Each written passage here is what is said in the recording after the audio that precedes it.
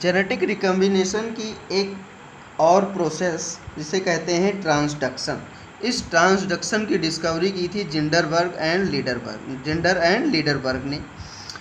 इसमें इन्होंने बताया कि एक बैक्टीरिया का जेनेटिक मटेरियल दूसरे बैक्टीरिया के जेनेटिक मटेरियल से जा करके एक बैक्टीरियोफेज वायरस के थ्रू जा करके मिलता है।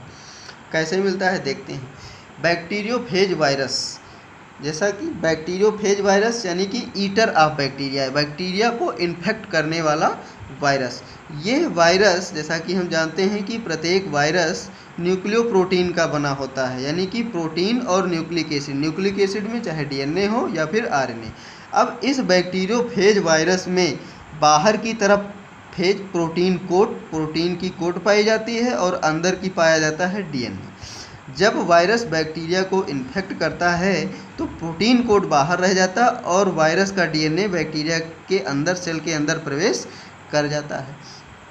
अब जैसे ही बैक्टीरिया के अंदर ये वायरस का डीएनए प्रवेश करता है तो एक खास कैपेसिटी होती है बैक्टीरिया की। बैक्टीरिया में एक एंजाइम पाया जाता है, रेस्ट्रिक्शन एंजाइम, जिसकी वजह से बैक्टीरियल डीएनए और वायरस का डीएनए ये इस रेस्ट्रिक्शन एंजाइम की वजह से वो टुकड़ों में टूट जाता है। तो ठीक है, यहाँ पर क्या हो रहा है, ये बैक्टीरियल डीएनए ये प्रोटीन कोट बाहर ही रह जाती है और जब फेज का डीएनए बैक्टीरियोफेज का डीएनए जब बैक्टीरिया के अंदर पहुँचता है तो अब ये कई टुकड़ों में टूट जाता है। बैक्टीरिया का डीएनए भी कई टुकड़ों में टूटता है।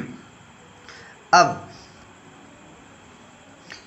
प्रत्येक टुकड़े में जितने भी डीएनए वायरल डीएनए का जो टुकड़ा था उस डीएनए के चारों तरफ प्रोटीन कोट का निर्माण हो जाता है, यानी कि वायरस का मल्टीप्लिकेशन, वायरस अपनी संख्या बढ़ाता है।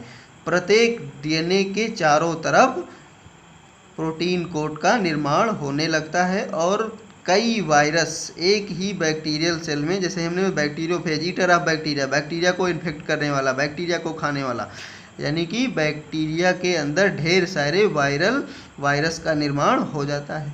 अब इसी डीएनए में कुछ डीएनए बैक्टीरियल डीएनए, कुछ वायरस का डीएनए बैक्टीरिया के डीएनए से अचानक मिस्टेकली अटैच होता है और उसके चारों तरफ प्रोटीन कोड बन जाती है। यानी कुछ वायरस ऐसे बनते हैं जिनमें अपने डीएनए के साथ साथ बैक्टीरिया का डीएनए भी पाया जाता है। देखिए इसमें, इस वायरस में तो अपना ही डीएनए वायरस का डीएनए है, जबकि इन दोनों में वायरस का भी डीएनए और बैक्टीरिया का डीएनए भी पाया जाता है। जब ये बैक्टीरियोफेज वायरस किसी दूसरे बैक्टीरिया को इन्फेक्ट करेंगे तो ये बैक्टीरिया का डीएनए जा करके उस बैक्टीरिया के डीएनए से कंबाइंड कर जाता, जुड़ जाता है। इसी को कहते हैं जेनेटिक रिकम्बिनेशन, यानी कि transfer of gene from one bacteria to other bacteria through bacteriophage virus. एक बैक्टीरियोफेज वायरस के थ्रू एक बैक्टीरिया का डीएनए दूसरे बैक्टीरिया के डीएनए से जाकर के मिल जाता है और इसी को हम कहते हैं जेनेटिक रिकम्बिनेशन।